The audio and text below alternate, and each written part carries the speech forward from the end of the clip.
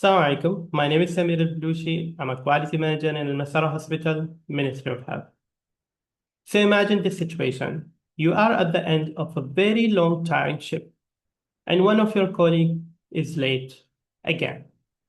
You feel like your chest tightens and your voice is about to explode, but you also observe that everybody's looking at you, observing how the leader is going to react.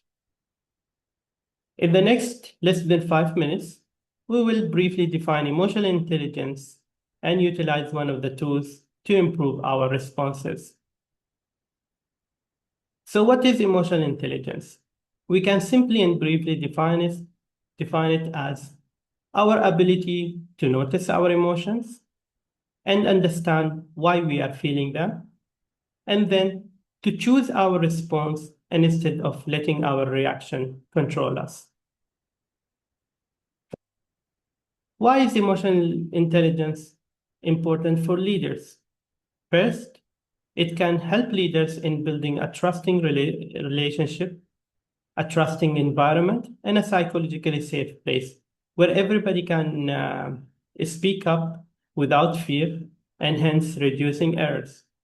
Second, it's going to improve the quality of the communication at the workplace, especially when giving and receiving feedbacks and handling conflicts. Third, it's going to protect the well-being of the team. Leaders' emotions are very contagious, and if a leader can regulate their emotions, it's going to help them develop a healthier and more resilient teams. Here is the tool. Name your emotion. Using the acronym NAME, first, we will try to notice our feelings, what we are feeling. Am I feeling sad? Am I feeling angry? Am I feeling exhausted? And then simply accepting those feelings and telling to ourselves that it does make sense to feel tired. It does make sense to feel angry. It does make sense to feel exhausted. Then trying to manage those feelings by simply pausing and taking a deep breath and calming our tone and trying to empathize with the other person by saying that, by asking ourselves, are they going through some difficulties, some situations? Are they struggling with their workload or family issues? Empathizing doesn't mean accepting poor behavior, but it is a way for a leader to respond to certain situations.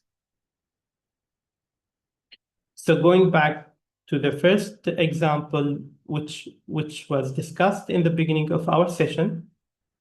So at the end of a very stressful long shift, a leader without name might simply damage the trusting relationship and create tension in the workplace.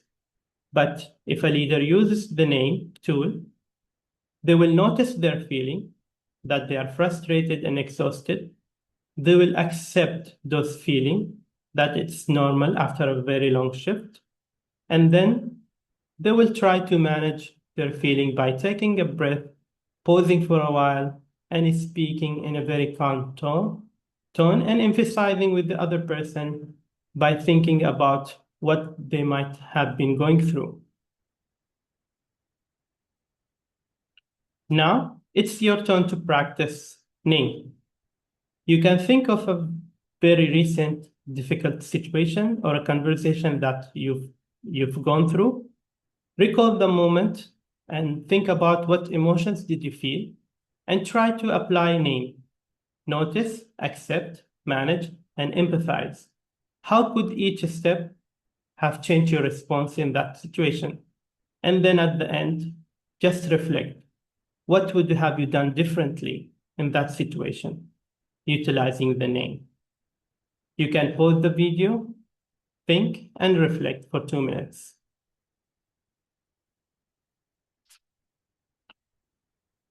So now to summarize, emotional intelligence simply means noticing our emotions, understanding why we are feeling them, and choosing our responses. We can use name as a tool to help us in improving our emotional intelligence by improving our responses. And we can only do this in a simple, practical way, day by day. So my challenge for you is to utilize any part of the name throughout your day to improve your emotional intelligence. And remember to, as a leader, to respond and not just to react. Thank you very much.